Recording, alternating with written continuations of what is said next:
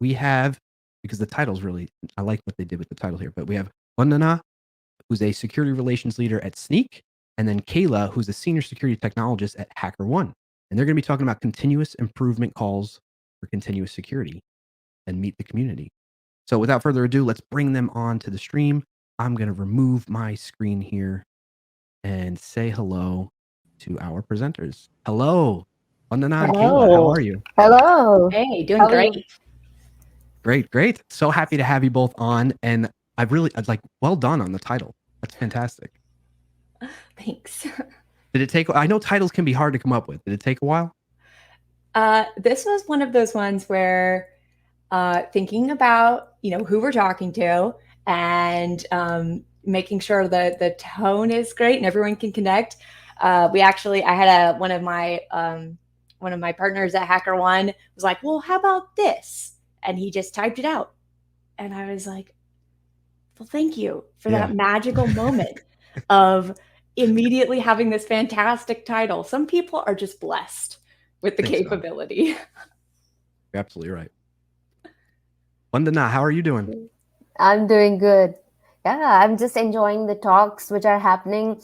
We had some sessions in the morning and now again we're back. So I'm really glad and I'm looking forward to speaking with Kayla. And I was hearing about your conversation about boss and hiding it, and it was amazing. And I can see that Randall and everyone is in the chat. Yes. Shout out to you. I know, so folks that don't know, we've been going for 24 hours, and you went and had like a couple sessions earlier for the APJ region, and now you're here with that. You're amazing. So props to you for helping out with that and having these awesome sessions. Amazing. And huge shout out to the whole team for setting it up and doing like so much work, countless nights and whatnot. So shout out to everyone. Excellent. All right. Well, I'm going to get out of the way. People didn't come here to see me.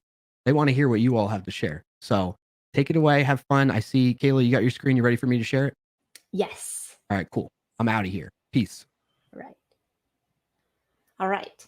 So let's just go into slideshow mode for funsies.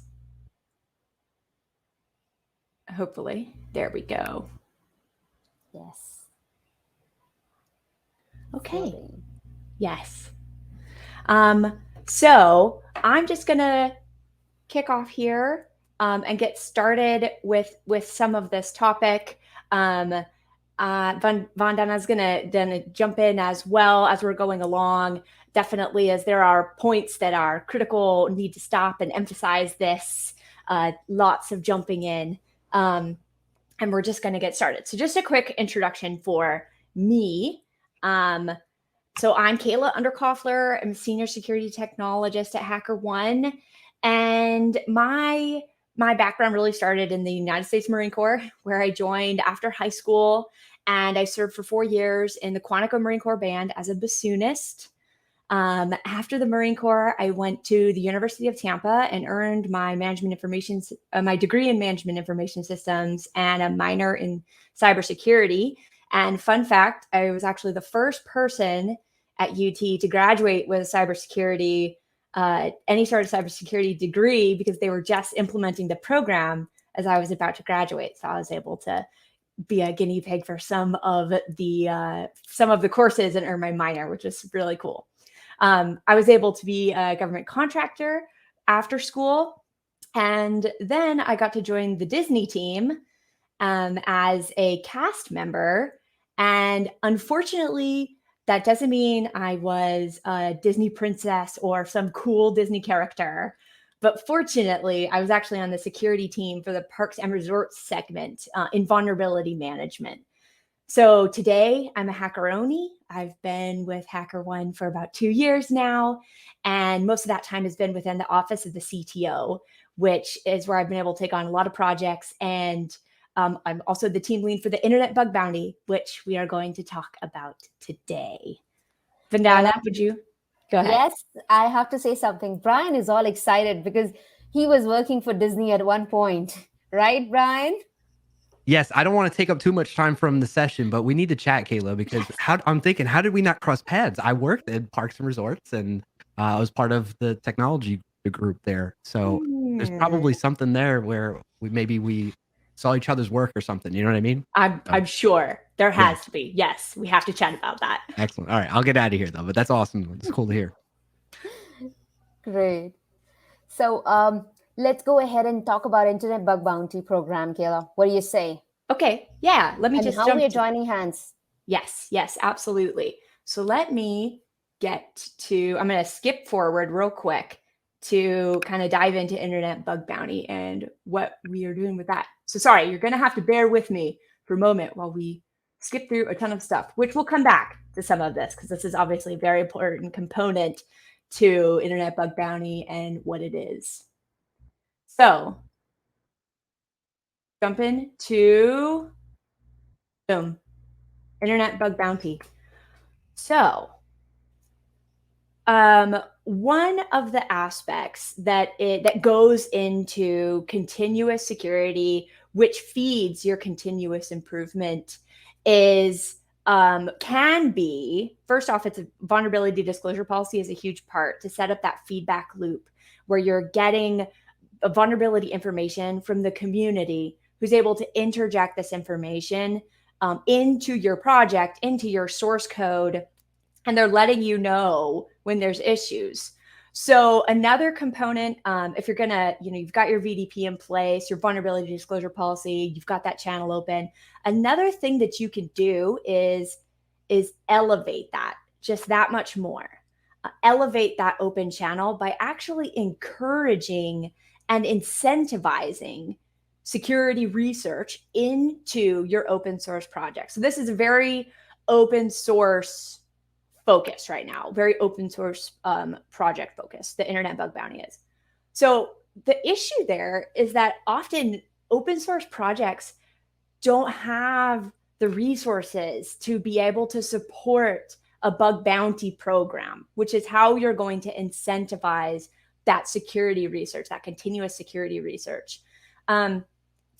So we wanted to take a stab at trying to help fill that gap with the Internet Bug Bounty. So this is a program that's hosted by HackerOne, and we have a ton of partners that help us run this program. So Snyk is a fantastic example of a partner who's helping us reach the community that we need to in order to get these bugs identified and also fixed, because that's a big part of the Internet Bug Bounty.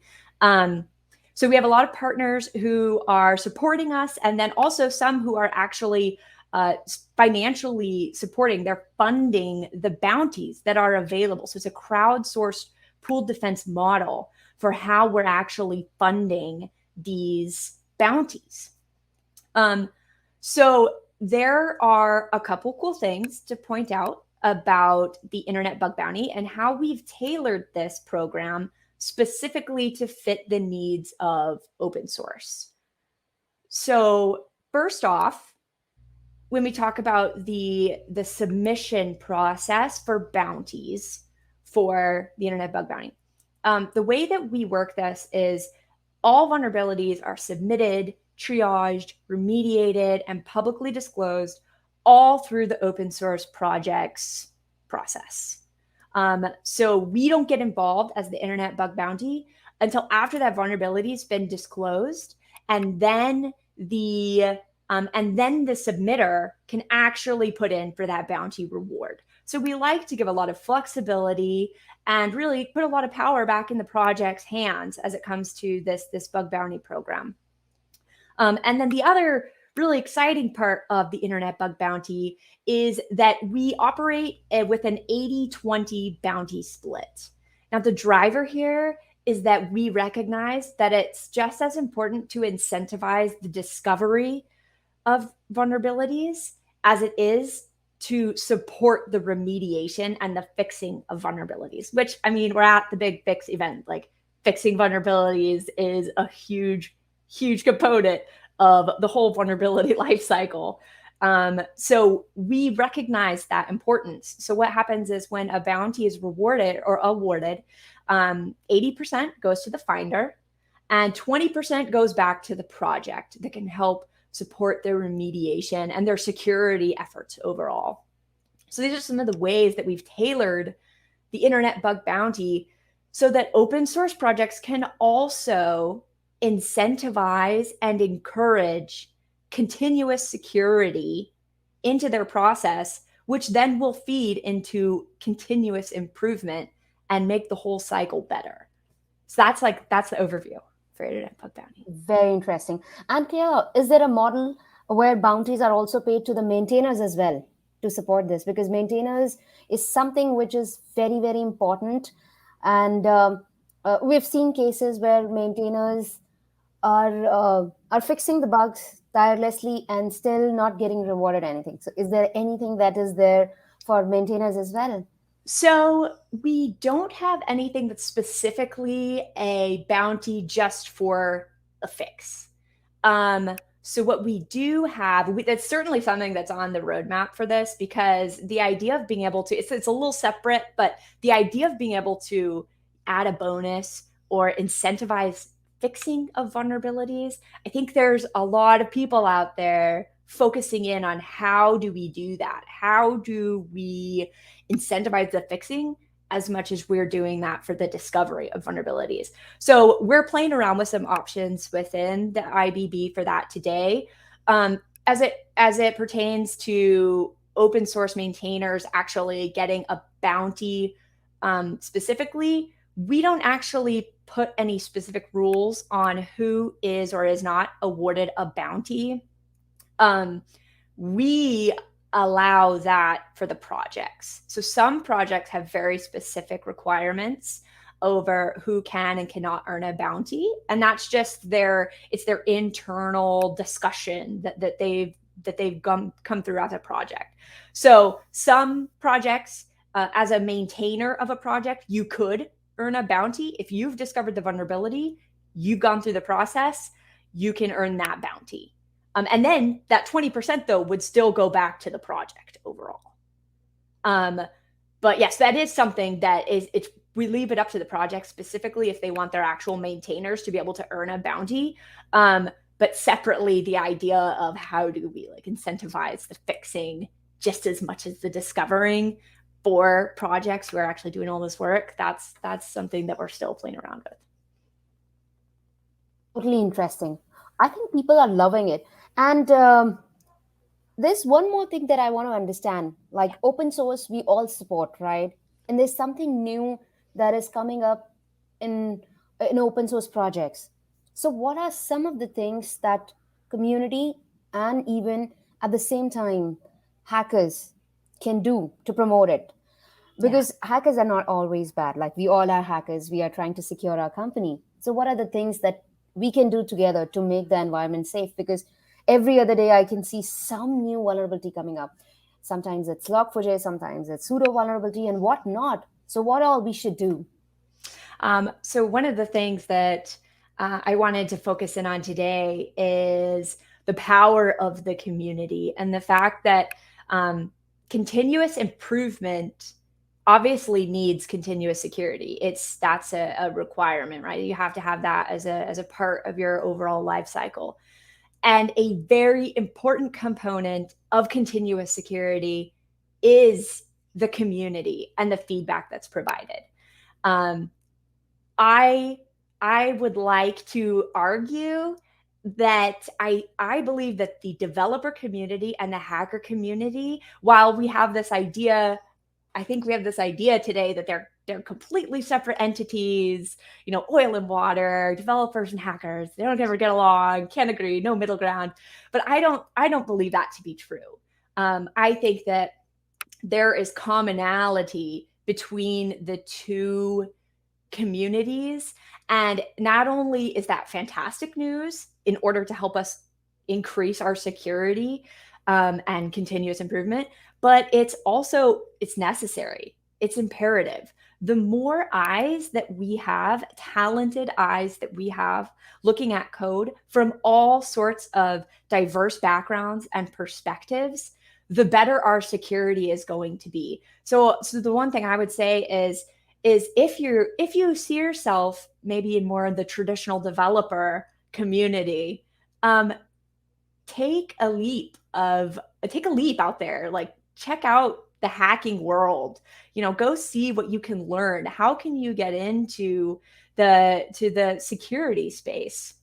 Same thing for the hacker side. If you see yourself as just a traditional hacker, take a look at the developer side of the world, because without both of those components, you're really missing part of the story. So that's one thing I would suggest, is that if we can start to come together as one community that is bigger and more diverse and more talented than anything we have had in the past, the ability for that feedback loop of continuous security to be always on the front line, ready to help, is only going to enhance continuous improvement greatly over time.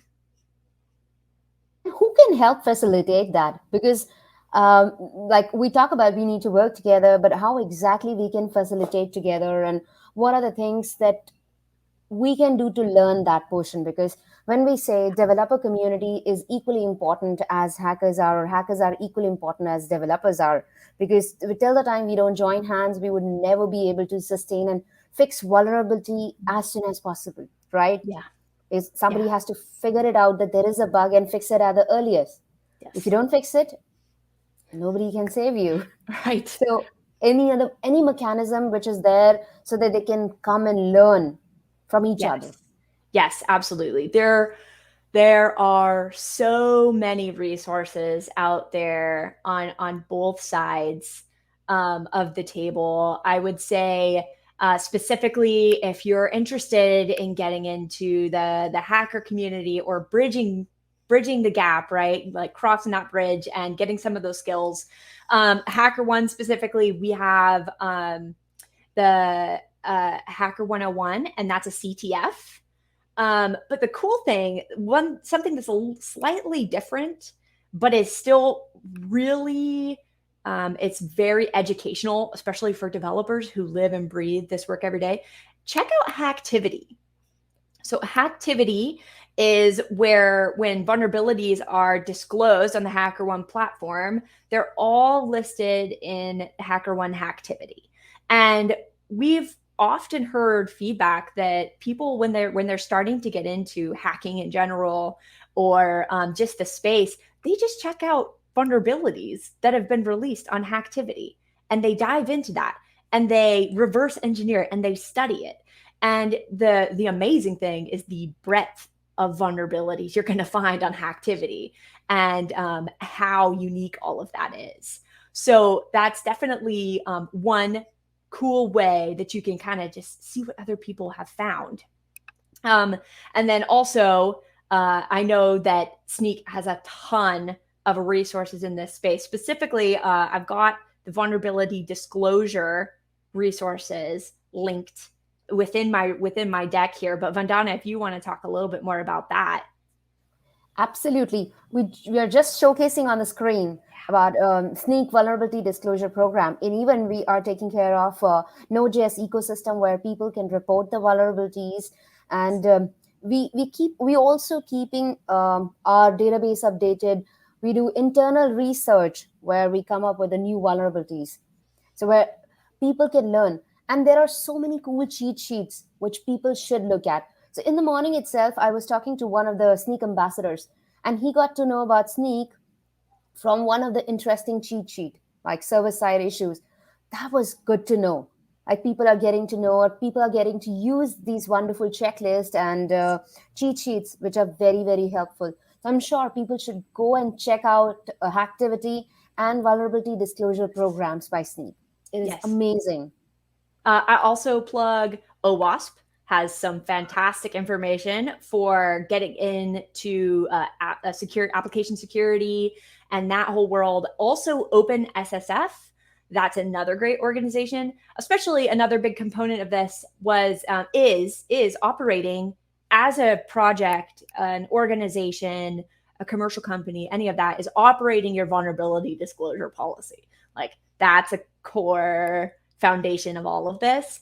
And so if you need resources and how to do that, OpenSSF is a great channel. I know Snyk has a lot of comments, or has a lot of information around vulnerability disclosure policies and how to run them, and so does HackerOne. But beyond that, there are so many resources out there. I mean, I could have probably filled up a whole. I had to compress all my resources onto one slide deck because there's so many that it's amazing. So it's definitely a space where there's a ton of help out there for everyone involved.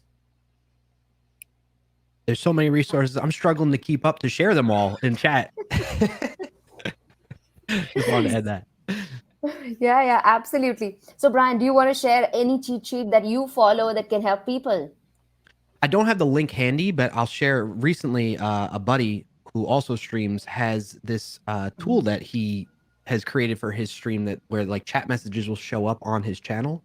And I know he's using like the like a browser based type of tool that does that. It's like, what if I could do some type of cross-site scripting attack there? And I was just entering all these different options to see if I can kind of break out of that context. And I didn't realize. So I was using a cross-site scripting cheat sheet. And I knew of some cross-site scripting techniques, right? But I didn't realize how many there are. And so I encourage folks to check those out. Like the cheat sheets are super helpful to check out and read up on, because like I said, you may know of some typical ways of like, maybe you're doing like an image source and you're saying, hey, enter this JavaScript in alert 1, right?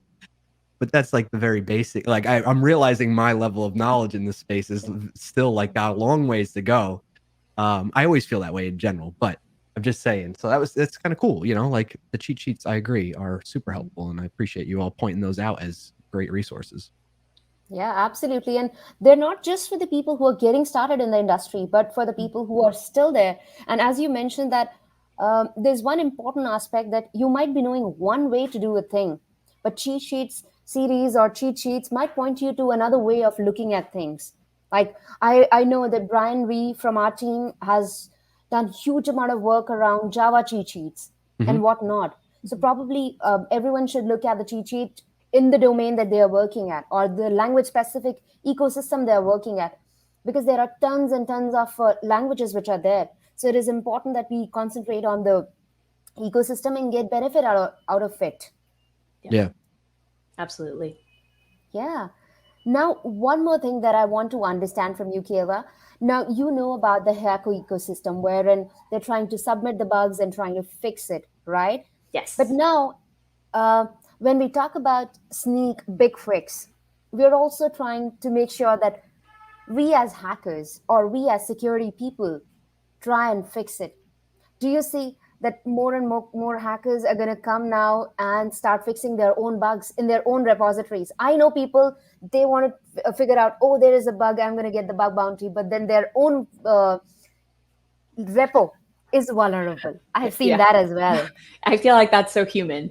It's so human to be like, oh, I'm just going to look over here at what you've got, but don't look at my own stuff.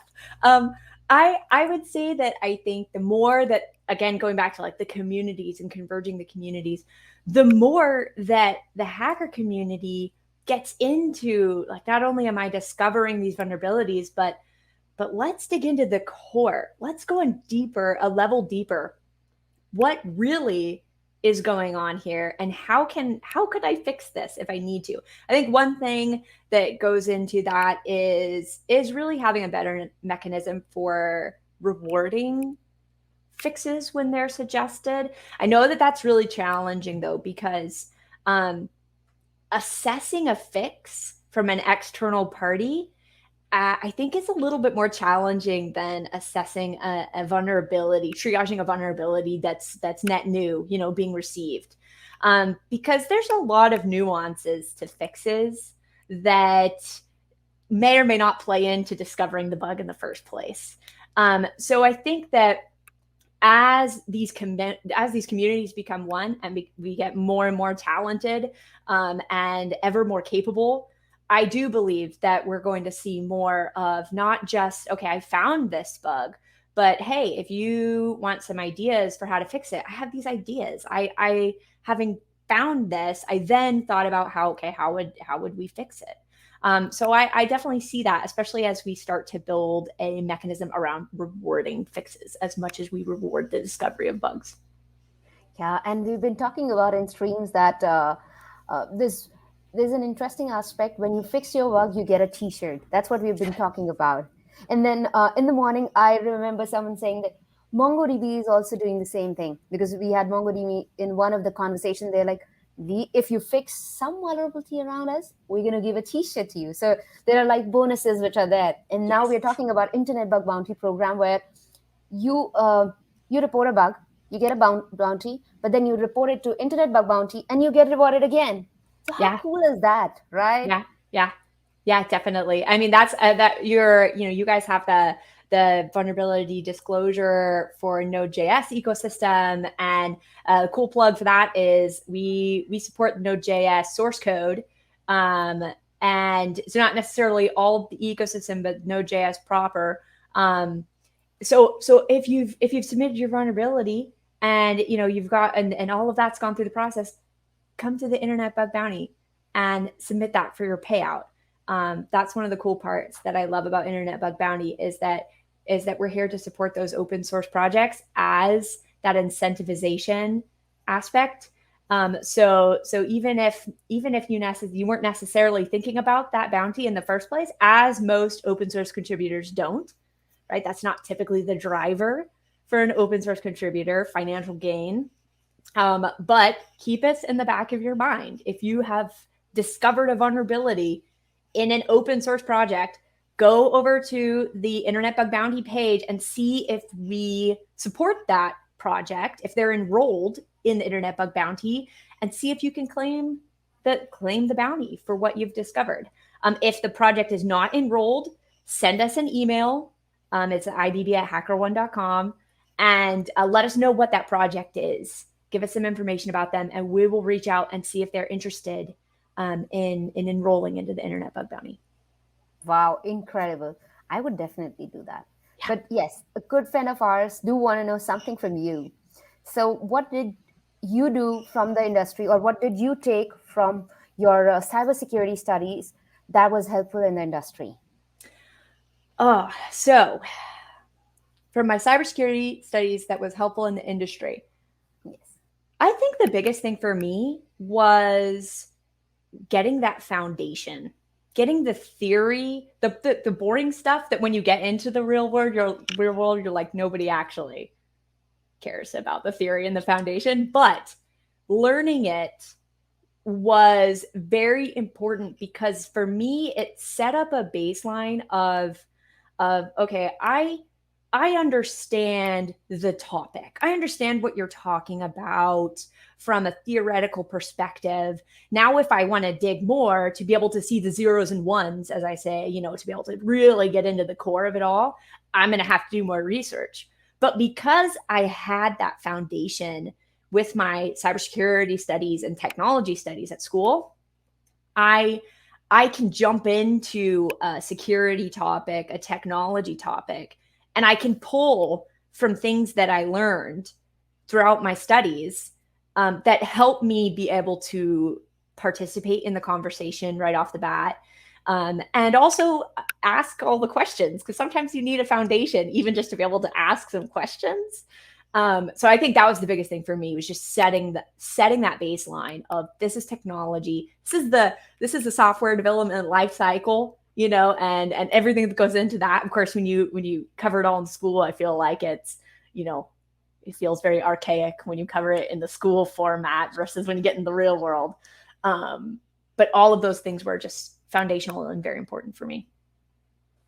That's really, really amazing, Kayla. Thank you so much for sharing wonderful insights and talking about the program and how we can collaborate and work together in making the world a better place. Let me just bring in my good friend Brian in the stream. Oh, hey, this session was fantastic. Thank you both for sharing all that information and knowledge with everybody. There's lots that I took away from that, and it really did get me interested in checking out more about bug bounties, because that's one of the areas from a developer's perspective I've not really explored too. I've always kind of known of it, but I've not explored too much, and it looks very inviting and welcoming kind of place to start as a beginner. So thank you for that. It is. Yeah. You're welcome. Thank you Yeah. guys for having me here. This has been great. For sure. And I look forward to us chatting sometime too. Yes. We'll make sure to set Agreed. that up. So, very Yeah. cool. Thank you both so much. Go ahead. No, I was just saying thank you so much to you as well for popping up all the links that we wanted to share, and it was very, very helpful. Yes. No problem. I love doing that. I'm the link butler. All right. Thank you Great. both so much. Have a good rest of your day, and we'll talk again soon. Thanks. Bye. Thank you.